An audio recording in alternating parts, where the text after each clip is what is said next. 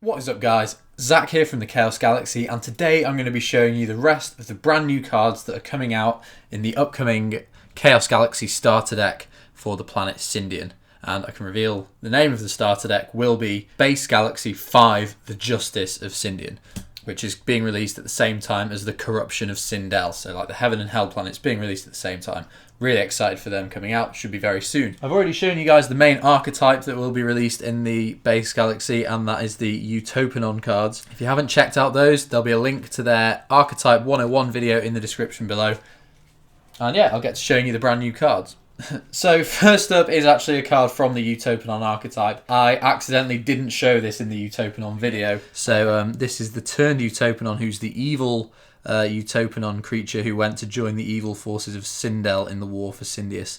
And his ability reads, you can cosplay this creature to your opponent's planet by paying their stars. Whilst on your opponent's planet, this creature counts as a Utopanon guard creature on your planet. Now, if you haven't seen what the Utopanons do, that won't make much sense. But basically, it's about having tons and tons of them on your planet at the same time and just swarming your opponent through sheer numbers. So you can even invade your opponent's planet with Utopanon cards to get the count of the Utopanon cards on your planet up, which is really useful. The next card, and the first Sindian card that I'm actually going to show in this video, is the Tuple card for the planet. And continuing the Sindian theme of weird naked characters, this is Tuple Cherub. He's got 20 power and 140 health. Sorry, they've got 140 health. And it's a 2-star creature that works well with the planet Sindian's ability. So it reads, while Sindian is your planet card, you can choose to make this creature the only creature your opponent can attack, instead of using the planet Sindian's ability. And Sindian's ability reads, whilst there are 2 or more Sindian creatures on your planet, your opponent can only attack the one with the lowest health. But if Tuple Cherub is the creature that doesn't have the lowest health, for example, you can use his ability to override that and tell your opponent, no, you can only... Oh, I'm just showing you the boss monster there. You can only attack the Tuple Cherub. So, that's that card. I guess I will show you the boss monster next. So, the Utopanon archetype, they've got a decent 6-star creature, but they didn't really have a boss monster. So the boss monster for this deck is just going to be some really good generic Sindian support. And that boss monster is called Galleon, which is an 8-star with a whopping 420 power, blaze it, and 340 health. It's a really rare, and it's the cover card of the Galaxy, and he's just a giant walking spirit who's carrying, I don't know if you can tell there, that's a Cloudicorn, a Shockerfly, and a Helix there, a lot of the weaker Sindian cards that he's carrying into battle. And his ability reads, once per turn you can reveal the top 2 cards of your galaxy. And then if you reveal the Sindian creature, you can add one of those Sindian creatures to your hand and shuffle the rest of the cards back to the bottom of your galaxy. So if you're using like a Sindian heavy deck, then it's pretty much like you're just getting a card for free every turn. A really good card. If you're going up against it, you're definitely going to want to kill this straight away, because otherwise your opponent's just going to gain tons and tons of advantage. But if you're using the planet Sindian, then it's a great card. Really good all-round stats. The 340 health is a really nice number because it means it can't be killed by cards like Pelfam, a lot of other 6 stars like Drangel, the card Dare, which is really popular in competitive play. So really good stats, and yeah, this ability I think is just going to be great for the planet Sindian all round.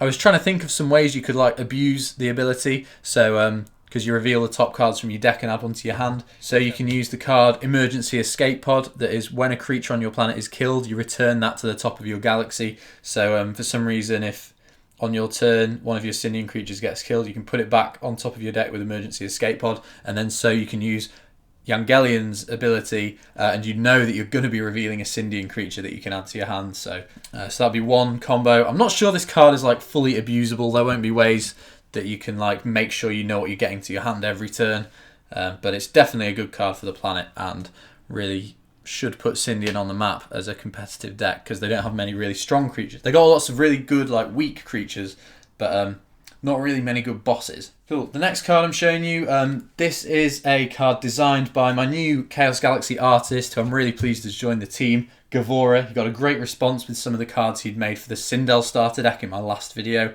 and this is the only card he's actually designed for the Sindian starter deck, which is Tran Cleric.